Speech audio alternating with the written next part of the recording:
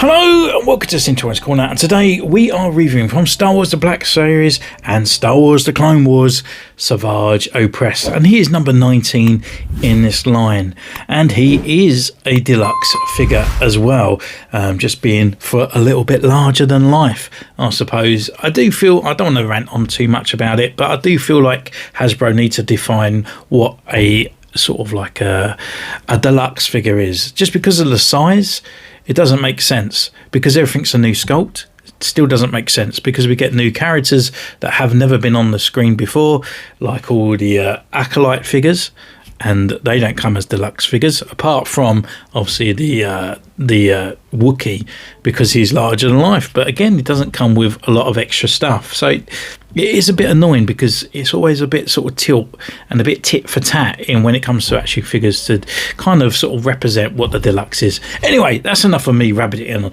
on about that part. I could go on all day and it's not going to change anything, but yeah, the window packaging looks nice. We've got both of his weapons. We've got the axe and we've got the lightsaber, which is nice as well, rather than just sort of having one of each, and we needed 2 releases to get both weapons.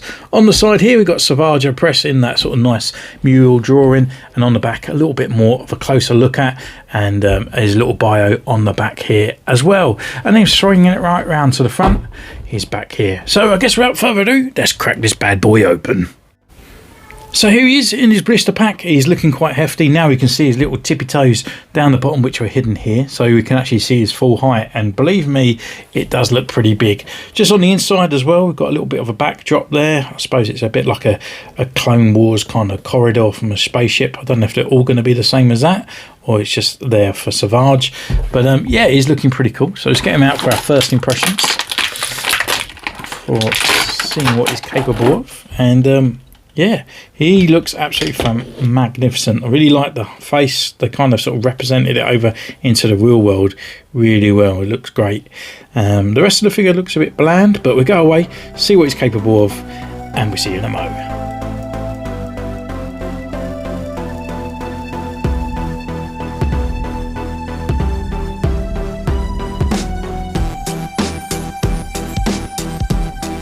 So welcome back. We've been away, we've taken his pictures, and what can I say about this guy? Well, Savage, I am impressed. That is what I think about this guy. Again, Hasbro, you've done again a really fantastic job on this guy.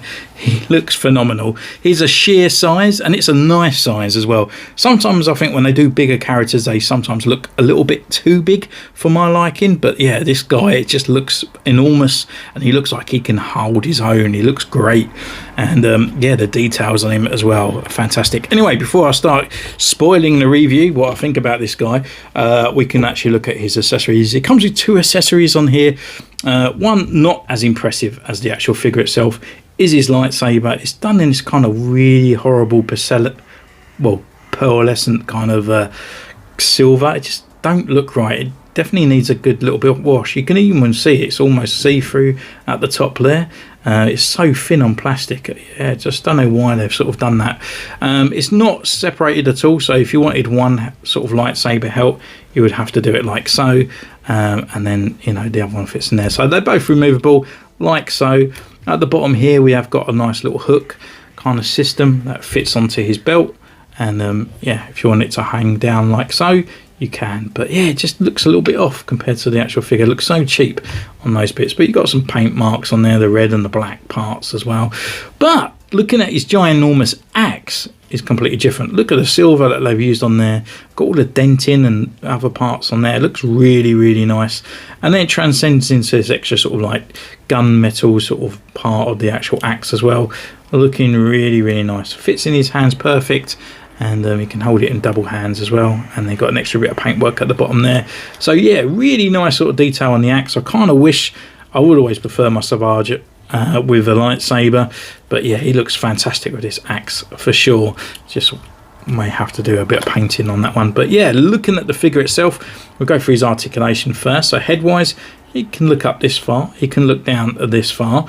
He's got a double joint down here, his ball joint and ball joint at the top on his head, so we've got some extra kind of sort of tilt in there if you want to you know, just tilt him down to make him look so menacing. Oh, it just looks fantastic.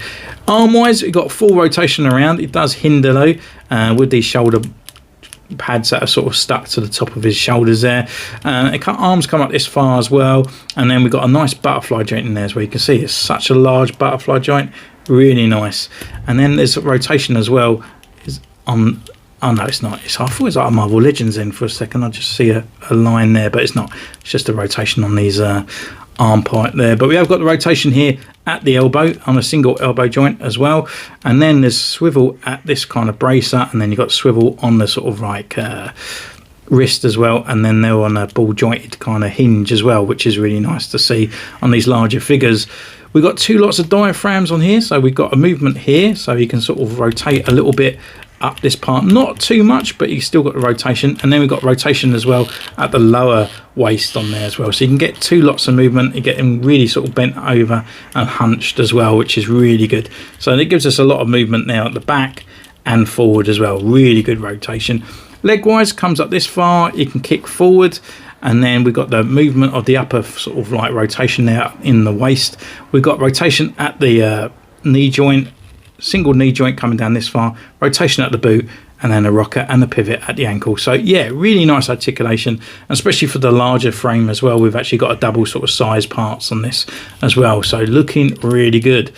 But yeah, where does this guy come alive? Well, it's just in his looks, looking really, really good. Just that sort of extra sort of ness on that face there, just really scouldering.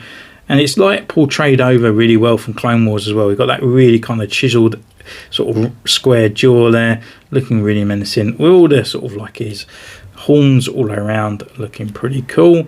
And then coming down to his actual armor, a little bit bland. Probably could do with a bit of weathering and stuff around on that part there, but you've got these extra details. You've even got that extra sort of weathering and the blueness on the inside and around on this as well, looking all sort of scuffed.